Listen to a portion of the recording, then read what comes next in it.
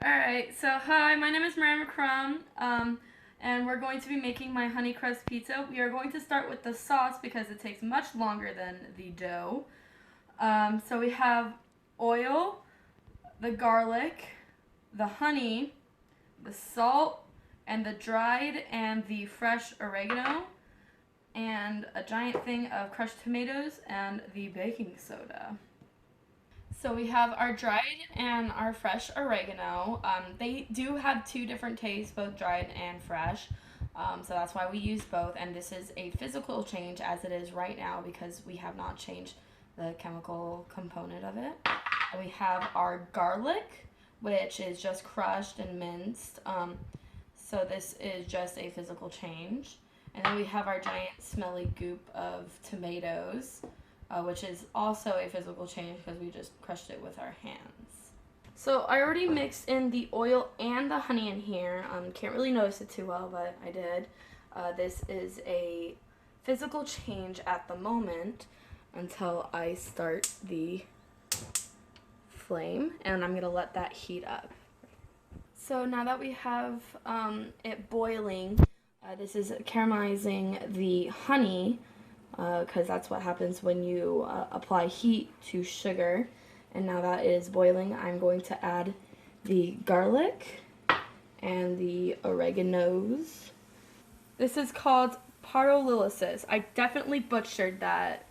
And that's the browning of a vegetable or a natural raw material. This is breaking down the chemical composition of the raw materials in the oregano and the garlic. And this leaves the substance irreversible. So we're going to be adding the tomatoes into the oil and the sauce. A little sloshy there. And now this is still, it was before, but this is a heterogeneous mixture because you can see the different components in the sauce. And now we're going to add our salt, which quickly dissolves into the sauce.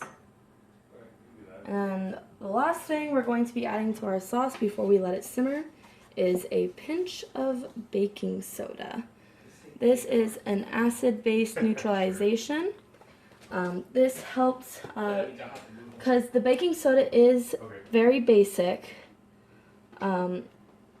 When it's added to the acidic tomatoes, it brings down the acidity to make it a little bit more neutral. It's still very acidic because there wasn't enough to completely equalize the chemical compound here.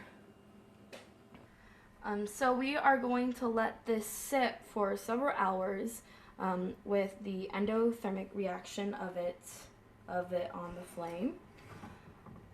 This will help evaporate all the water off, which is a physical change, but this will leave us with a more flavorful, more concentrated substance because all the water in the tomato is going to be evaporated off. This only works because we're going to be letting it simmer for several hours. So we're going to be combining our yeast, our honey, and our lukewarm water. And yeast is a single-cell living organism, and we need to wake it up by giving it an energy source.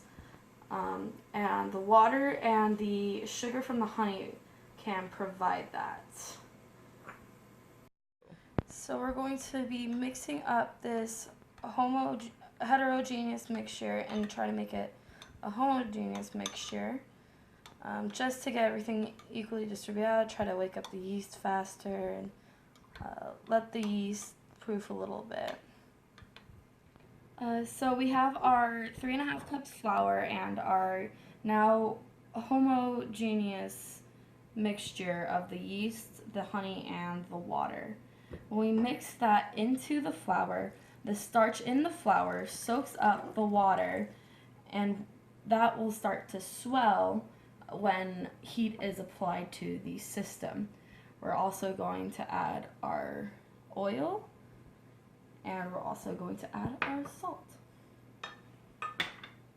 So we need to knead the dough because we are going to try to distribute the CO2 created by the yeast. This will cause elastic strands called gluten. This is really good for the dough because this will make our dough nice, thick, and chewy and not so like pastry-like, because if you don't knead the dough and create gluten, it's going to like puff up like a pastry, and you don't want that for pizza. And after we're done kneading the dough, we are going to let it sit and proof for a while. And this will help convert, this is the process called fermentation. This will help convert the sugars in the bread, or the dough, into acids, alcohol, or gases. And you see how there's flour on the surface here? This will help reduce the surface tension on the counter, so the dough, like it was earlier, doesn't stick to the counter like it does there. So we need to add more. So another reason why gluten is really good for your dough is because it will keep its shape. See how it's not really like easy to fold out or anything? That's because the gluten is holding its shape together. So for right now, we are done kneading the bread, and now we're going to put a little bit of olive oil on it, just to give a thin, nice layer all over the dough. And so therefore, when it is proofing, it won't dry out as easily if I leave it longer to proof. So we're gonna just place that into the bowl, and we're gonna get our saran wrap, and we're going just to cover up the bowl. So we're going to be preheating the oven to 475 degrees Fahrenheit. Preheating oven is an endothermic reaction, which is putting heat into the surrounding system, trapping it in to stay constantly warm. So whenever you're making a video, make sure you tell the person who's videotaping for you not to poke a hole in the dough before you've gotten it on video. This was a lot more puffier because of the rising of the carbon dioxide being produced by the yeast. But now that it was poked down, a lot of the yeast got released out of the dough, which is what we're going to be doing later. But yes, that is what happens when you let the yeast proof. So now that we've taken it out of the bowl, we need to knead it again to spread out the carbon dioxide that was produced more evenly. This is just the carbon dioxide spreading it out more evenly will help it be more gluten-like and elastic. So you really need to work that in really well.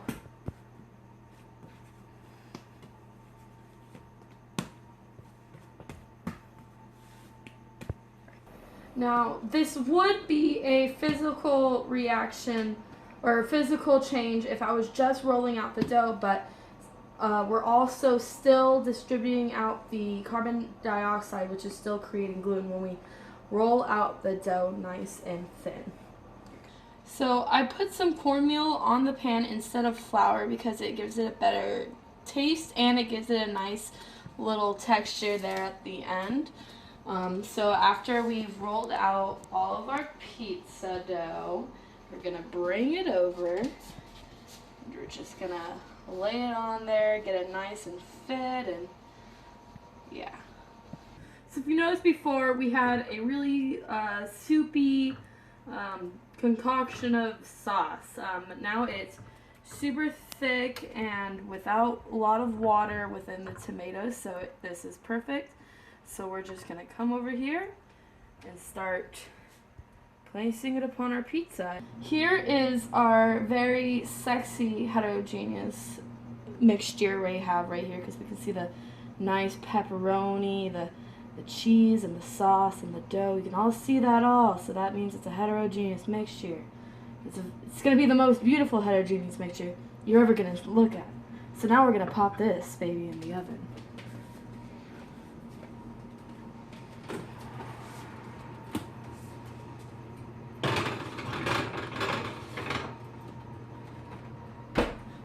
So putting this in the oven is a chemical reaction because we're applying heat to the dough, and this is an endothermic reaction because of the same reason.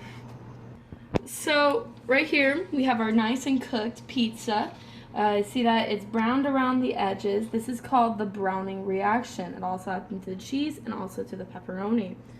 When the browning reaction occurs, heat, amino acids, and proteins all apply to each other, and this denatures the substance, and this is why the browning reaction occurs.